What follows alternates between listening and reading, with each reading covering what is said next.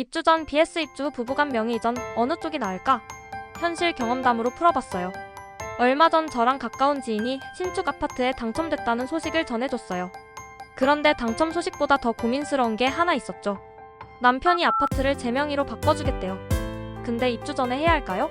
아니면 입주 후가 나을까요? 이 질문 사실 생각보다 많이 들어요.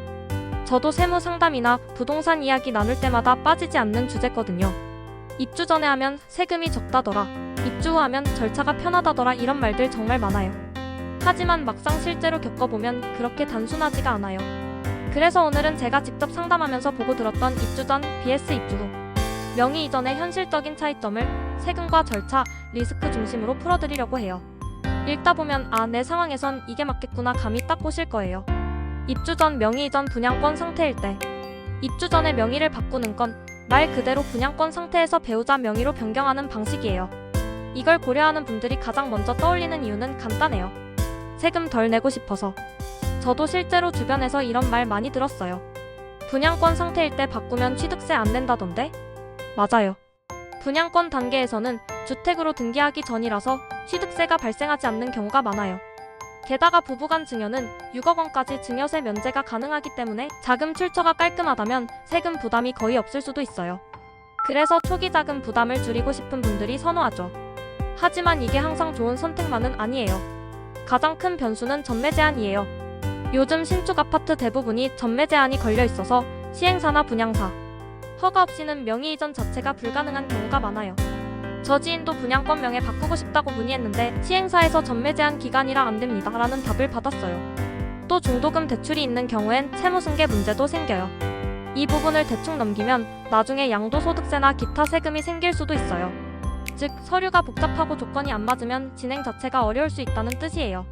정리하자면 입주 전 명의 이전은 세금 측면에선 유리하지만 전매 제한 대출 등 조건이 안 맞으면 리스크가 크다. 입주 후 명의 이전 등기 친 뒤에, 이제 입주 후 명의 이전이에요. 아파트가 완공되고 등기를 친 뒤에 배우자 명의로 바꾸는 방식이죠. 이 방법은 절차가 단순해요. 분양사 허가가 필요 없고 단순히 등기 이전 증여신고만 하면 끝이에요. 실제로 제 지인 한 분은 분양사 절차가 너무 복잡해서 포기하고 입주 후에 등기 친 뒤 바꾸셨는데 훨씬 깔끔했다고 하더라고요.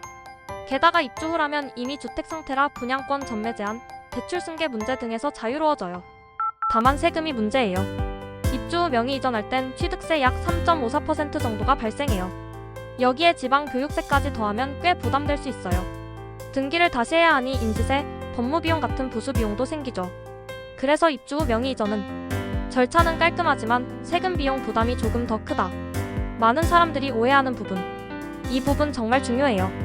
입주 전이면 세금이 전혀 안 든다. 입주 후면 세금 폭탄 맞는다. 이런 말 너무 단순해요. 입주 전이라고 해도 대출이 포함된 상태에서 명의 이전 채무승계에 들어가면 세금이 생길 수 있어요. 즉 무조건 세금 없다는 건 절대 아니에요. 반대로 입주 후라고 해서 무조건 손해도 아니에요.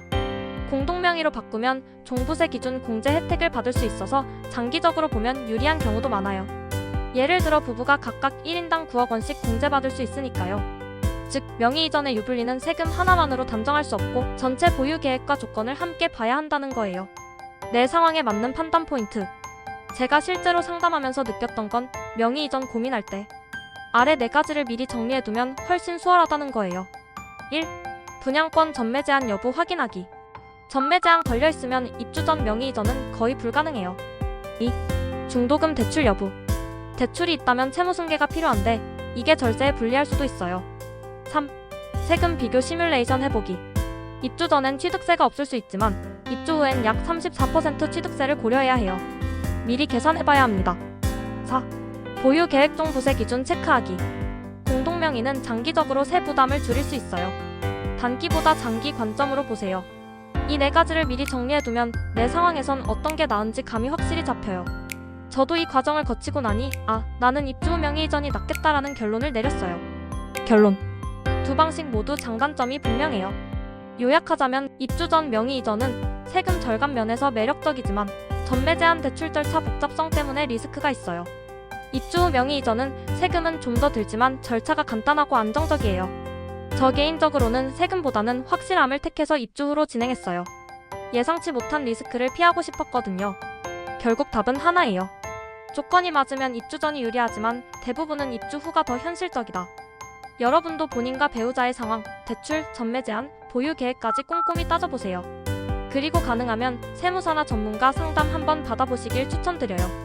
그 한 번의 상담이 나중에 수백만 원을 아껴줄 수도 있으니까요.